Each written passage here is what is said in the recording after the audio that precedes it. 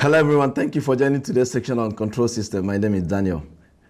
This is part 3 of the BPCS redundancy configuration video where we're using one of the most powerful programmable logic controllers we use in oil and gas projects and other industrial sectors as well, which is Allen Bradley ControlLogix platform.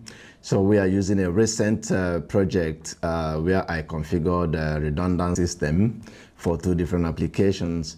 So I'm using this for some illustrations in this video series.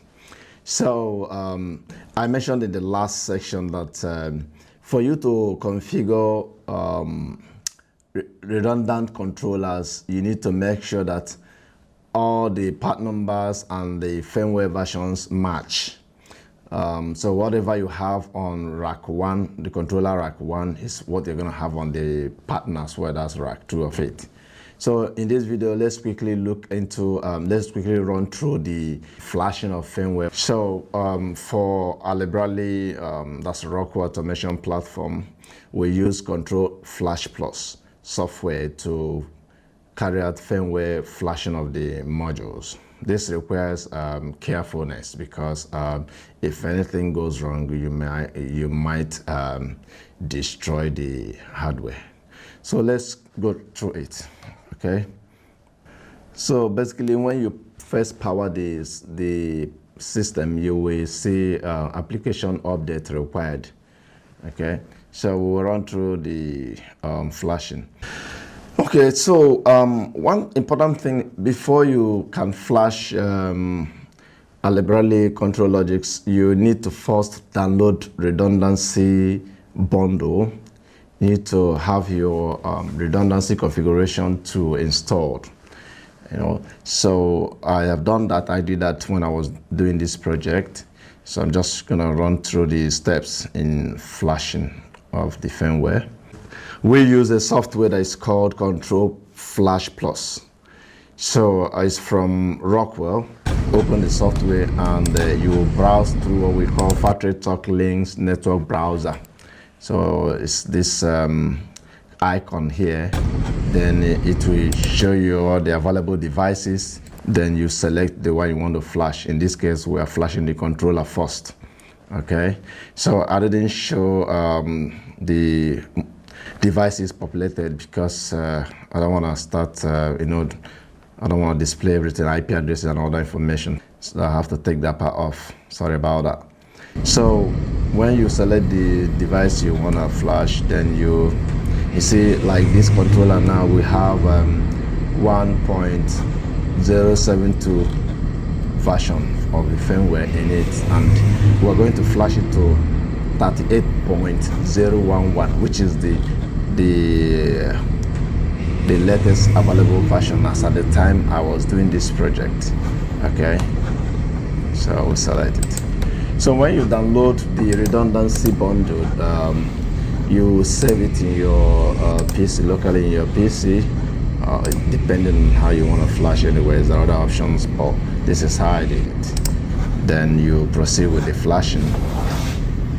Click on flash, then it will start loading the firmware. So if you look on the PLC itself, on the controller, you also see the progress that flash is in progress. You see flash in progress, showing that it's been updated to the latest firmware version available as downloaded in the redundancy bundle. So now it has finished, one flash attempted and succeeded. Then you close out of here, close out of there.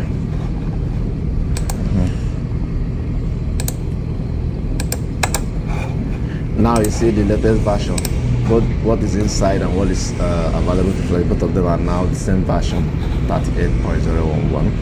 So now let's move to the next module. In this case, let's first flash the Ethernet IP module. We'll flash the Ethernet IP module as the communication adapter module. Okay, so it's the same procedure. You select the device from the Factory Talk Link Network browser. select it, then you see in this case we'll have 11.002, and we'll be flashing it to the latest firmware available, which is 12.001. okay, so this is the ENT2R, the comms module. Okay,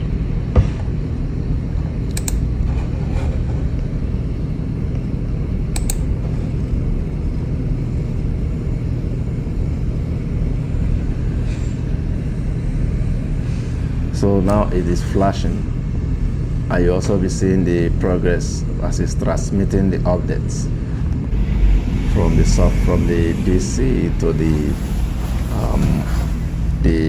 Ethernet module. You see, flash in progress. So you want to make sure that the power is not interrupted, because if it's interrupted, you may end up destroying the device, in some cases anyway. So in the same way, we select the redundancy module and carry out the same procedure to flash it. The current version there is 20.017. That's the version of the firmware that is in the redundancy module. Then available version is 20.031 of the firmware available as at the time I did this project. So you select this. So one thing is, you first of all select the device you want. You have to browse it on the FactoryTalk Links network browser. Then you flash based on the redundancy bundle, the files of the firmware in the redundancy bundle. Okay.